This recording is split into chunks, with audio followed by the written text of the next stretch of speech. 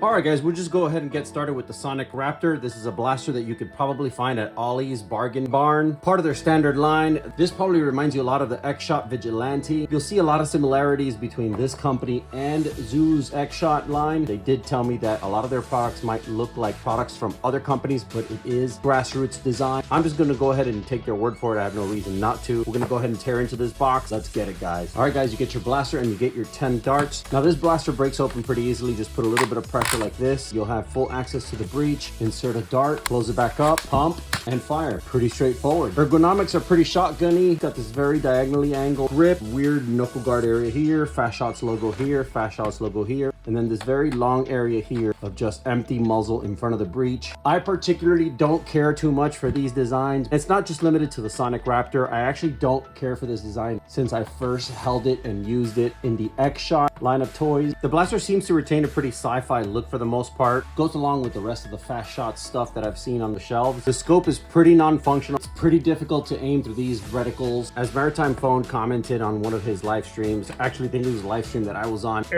he doesn't like scopes that have a very tiny sight picture. I can totally relate to that. Fortunately, the scope is removable. Now, this rail is not proprietary to Fast Shots. I was actually able to slip on a Nerf scope without any problem, and I actually liked the look of this scope much better than the tiny faux scope that comes with it. This might be more suitable for children. Like I said, the functionality of any kind of small sightline scope is very ineffective for any kind of entry-level Nerf blasters such as this one. You might want to keep that in mind. You do have 3 slots here for dart storage, kind of nice. Next up, we have the Ripsaw. Now, this is part of their CyberGen sub-series. Fast Shots has been around for a while. I think they even had an insect series to rival X-Shot's Bug Attack. This one's fairly new. They even have a newer one coming out that's more alien related. This is currently the newest sub-series that they actually have. Let's take it out of the box and see what we got, guys. All right, guys, included in the package is your blaster and 12 of these darts. This blaster has a very cool sci-fi look. This line has this kind of like a burnt turquoise kind of shell look. Very, very nice. Reminds me a little bit of Elite 2.0, but instead of like a burnt baby blue, this one's more like a burnt turquoise. I really like how it looks along with this Caribbean blue charging handle logo, the navy main grip, Caribbean blue trigger button here, and then we have the orange barrel unit here, which is extremely cool. The cool thing that I like about this one, it's not a rotating outer cylinder and then the darts come out of the center like you see with the X-Shot Crusher and the X-Shot Omega. This one is actually more like a revolver straight up front, much like the Reflex 6 from X-Shot, in a very compact minigun design. I actually think it's pretty cool. Now, the way you actually prime this blaster is pretty cool. You prime it forward. Most blasters, like the one I'm about to show you next after this one, you prime it by pulling the handle back. This blaster, you prime it by pulling the handle forward,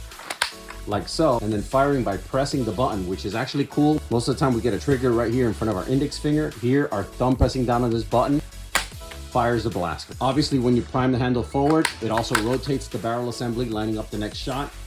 And then when you fire, it releases the blast of air just to start the cycle all over again. The blaster also does have slam fire. If you hold down this thumb trigger here, you can slam fire the blaster. So that's it for the Ripsaw, guys. This is the Rapid Bear Claw. I actually unboxed this over the summer and I played with it a little bit. I did want to wait to get the care package from Fast Shots in order to review the rest of the line. I figured I'd just consolidate all the reviews. It'll be much easier for me. What I found cool about this is that it has the minigun kind of presentation. However, the barrel is not a rotating cannon and it does not use a belt either. Instead, it's a stationary barrel, and then you have a drum feed assembly, which I thought was kind of cool. The drum is removable by pulling this retainer forward, and then the drum can come out freely. To reinsert it, you line it up with this again, and then you push this back to lock it in. It's that simple, guys. This blaster, you do pull back to prime it, and then you pull the trigger to fire.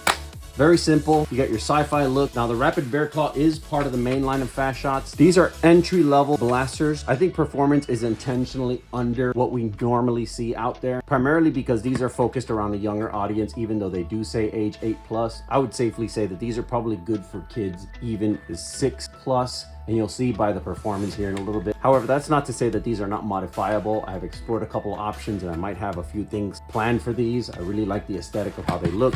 The grip is actually very comfortable, even for my large hands. Everything seems to be pretty nice and comfortable. Now we're gonna go ahead and pop some shots down the range and see what these babies can do. Let's get it, guys.